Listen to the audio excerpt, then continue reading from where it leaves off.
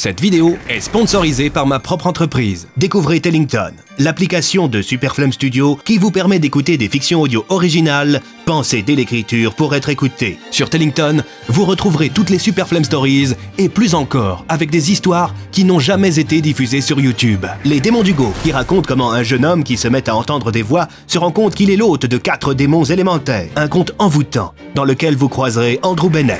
Talion l'exilé, qui est une parenthèse de la vie du propriétaire de porte sulfureux qui fut banni de son monde pour avoir commis de nombreux massacres. Toujours accompagné de son fidèle animal de compagnie Lumine, il accepte une mission dangereuse pour obtenir le pardon. La forêt sans fin.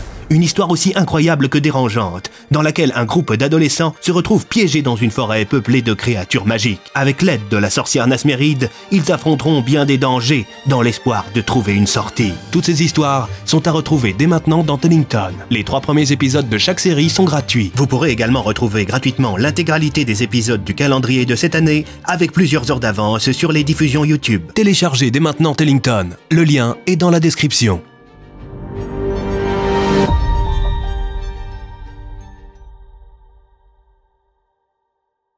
Bonjour à tous, je suis content de vous revoir. J'espère que vous allez bien, que vous avez apprécié l'épisode précédent et que vous apprécierez tout autant celui-ci. Servez-vous un petit chocolat chaud, installez-vous confortablement, fermez les yeux et laissez-vous guider par le son de ma voix. Mes amis, nous repartons ensemble pour le monde d'Egadia. Soyez les bienvenus dans le 17e chapitre de cette Superflame Story.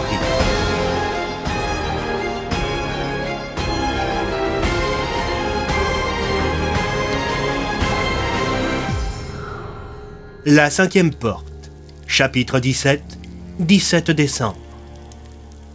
L'inspecteur Bloom et le commissaire Tassier avaient passé la nuit en prison. Le sous-sol du quartier général des renseignements de l'Alliance était rempli de dizaines de cellules et de salles de torture, dont les hurlements des personnes qui subissaient des interrogatoires musclés empêchaient de dormir ceux qui croupissaient là depuis des semaines. « Nom de Dieu, Nathan! Vous avez eu une sacrée idée de merde !» s'exclama Tassier. « Ne vous en faites pas, commissaire. Je suis certain que l'incident va remonter aux oreilles des personnes qui nous intéressent. Et n'oubliez pas qu'Emily a pu s'enfuir. Les autres savent donc où nous sommes. » « J'espère sincèrement que vous avez raison. J'ai du mal à supporter l'odeur ambiante. »« C'est les égouts, ça remonte !» lança un homme qui se trouvait dans une cellule adjacente. « Ceci explique cela !» rétorqua Tassier. « Pourquoi vous êtes là, vous ?» demanda l'homme. « Pour rien, » répondit Bloom. « On a été les victimes d'un malentendu. »« Ha ha ! Ouais, c'est ça. Comme nous tous. »« Et vous ?» s'enquit le commissaire, en se disant que faire la conversation permettrait de tuer le temps. « Moi ? Oh ben, il se pourrait que j'ai revendu des documents aux Rockwelliens. Mais il faut me comprendre aussi, j'ai une famille à nourrir. J'ai 5 enfants et je dois aussi m'occuper de ma mère. » Bah moi ce que je comprends c'est que pour quelques plumes d'or t'as été prêt à vendre des secrets de la cité. Lança un autre prisonnier qui n'était visiblement pas très fan de son codétenu. Alors ça c'est la meilleure. Rappelle-moi pourquoi t'es là toi. Ah ouais, t'as buté quelqu'un. C'était de la légitime défense. Et puis le mec, il avait des contacts réguliers avec les impériaux. D'un certain point de vue, c'était un acte de résistance.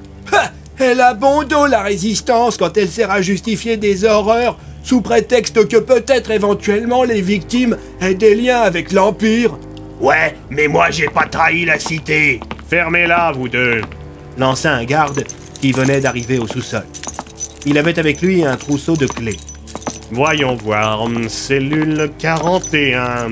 C'est vous, les gars de l'accueil, demanda le militaire en arrivant devant la petite pièce exiguë dans laquelle étaient enfermés Bloom et Tassier. Oui, je crois qu'il s'agit de nous, s'exclama le commissaire en se relevant, non sans peine. Mettez-vous face au mur, lança le garde en passant des menottes aux 2 policiers. Ils furent conduits dans une sorte de salle d'interrogatoire. Pendant ce temps, au guet voyageur, Camélia, alias Emily Fonck et Oswald réfléchissaient à une action à mener. « Si je comprends bien, déclara Alias, on ne peut pas débarquer en force étant donné que les lieux sont gardés par des hommes pratiquant la magie. »« Effectivement, ça me paraît être une très mauvaise idée, » commenta Emily. En quelques secondes à peine, l'inspecteur Bloom et le commissaire Tassier se sont retrouvés incapables de bouger. Fonk eut alors une idée. Peut-être que si on y va avec Camélia, le fait qu'elle soit une propriétaire de porte sera pris en compte. Elle pourra sans doute s'adresser à quelqu'un de plus important que le gars de l'accueil. Et si elle finit enfermée, elle pourra partir à l'aide de sa porte. C'est une idée, oui. Déclara la vieille femme. Mais il est également possible que je sois perçu immédiatement comme une menace en utilisant ma porte. Et quand un propriétaire de porte finit dans une cellule, il suffit de l'attacher quelque part pour qu'il ne puisse plus s'enfuir. C'est effectivement un point embêtant, commenta Alias. À mon sens, le plus important serait de retrouver directement Talion, poursuivit Émilie. J'ai repéré un petit salon de thé qui se trouvait juste en face du quartier général. On pourrait s'installer en terrasse en attendant un éventuel passage de Talion. Ma foi, c'est peut-être la meilleure option, répondit l'ancien directeur général de la DPA. Camélia se tourna vers Émilie. Ma chère, je vais vous donner une tenue plus adaptée à cet endroit. Votre accoutrement est trop atypique. Vous risquez d'attirer l'attention sur vous. Volontiers, merci, répondit la scientifique. Fonk reprit. Et moi, est-ce que je peux aussi avoir des vêtements de ce monde? Désolé, poursuivit Camélia. mais je n'ai pas de vêtements adaptés à un homme de votre prestance. Il neige? Demanda Oswald. Votre peau de bête vous va à ravir, très cher.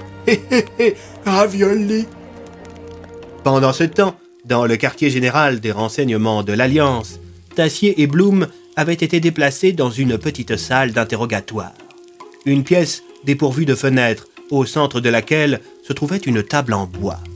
Ils étaient assis sur des chaises en métal. « Bon, ça fait bien 10 minutes qu'on attend », se plaignait Bloom. « Je suppose que nous allons faire face à un haut gradé. Ces gens-là sont généralement occupés. En temps de guerre, je n'imagine même pas », commenta Tassier.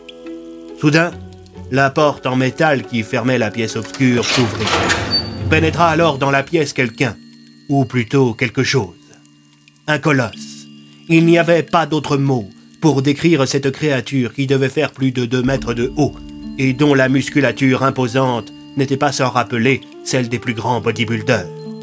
C'était une montagne de muscles, surplombée par une tête étrange, dont la vision provoqua un mouvement de recul de la part des 2 policiers.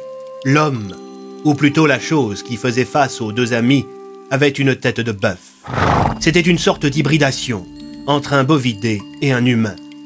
La bête, dont la carrure était effrayante, semblait à l'étroit dans son uniforme. Les boutons de sa chemise menaçaient d'exploser à chaque inspiration, et le militaire avait vraisemblablement abandonné l'idée de fermer ceux de son manteau. Dans sa main, la créature tenait une pile de documents. Il fixa quelques secondes les 2 policiers avant de s'asseoir sur une chaise en métal qui manqua de se tordre quand le colosse s'assit dessus. « Désolé pour l'attente, messieurs. »« Il n'y a pas de mal, » bégaya l'inspecteur Bloom. « Je suis le colonel Talbot Ferral. J'ai été chargé par l'administration d'étudier votre cas. » Sur ces paroles, la bête, qui, contrairement à ce que son physique laissait présager, n'avait rien de sauvage, sortit de la poche de son uniforme une minuscule paire de lunettes dorées qu'il plaça sur son museau. « Alors, voyons voir. Ah oui, c'est vous qui n'avez pas respecté les instructions du lettré hautain. »« Nous devons impérativement nous entretenir avec Monsieur Farwell ou avec Talion, » lança Tassier. Visiblement, Talbot n'apprécia pas que le chef de la police de Marmottin ne l'interrompe dans sa réflexion. Il regarda par-dessus ses lunettes en grognant. « Pardon, je ne voulais pas vous interrompre. » Le colonel reprit. « Et vous avez été arrêté par des gardes du silence en demandant à de multiples reprises à voir le général Farwell et le Dokipa Talion. Est-ce exact? » « Oui, c'est ça, » lança l'inspecteur Bloom. « Pour qui travaillez-vous? » »« Comment ça? » ?»« L'Empire de Rockwell essaie d'infiltrer des hommes à Isenak depuis plusieurs mois. Vous ne seriez pas les premiers à essayer d'approcher des personnages de premier plan pour les assassiner. »« Écoutez, » reprit Tassier, « il y a méprise. Nous ne cherchons aucunement à nuire à ces gens. C'est juste que nous connaissons Talion. » »« En admettant que je vous croie, quel est le motif de votre visite? » »« C'est compliqué, reprit Bloom. Alors il sera compliqué pour vous de sortir d'ici, Répondit Feral du tac au tac.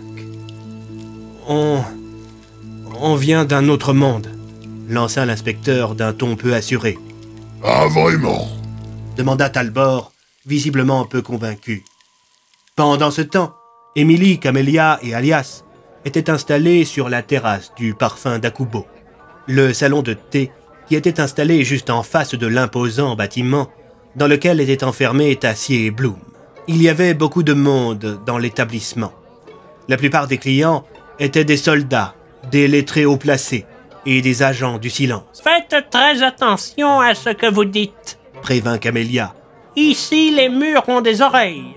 Haut placé les oreilles, à en juger par les galons de ces gens qui n'ont cesse de regarder leur montre à gousset. Pourquoi est-ce qu'ils ont tous l'air aussi pressés? S'enquit Emily. Le quartier des silences est le centre névralgique de l'organisation militaire de l'Alliance.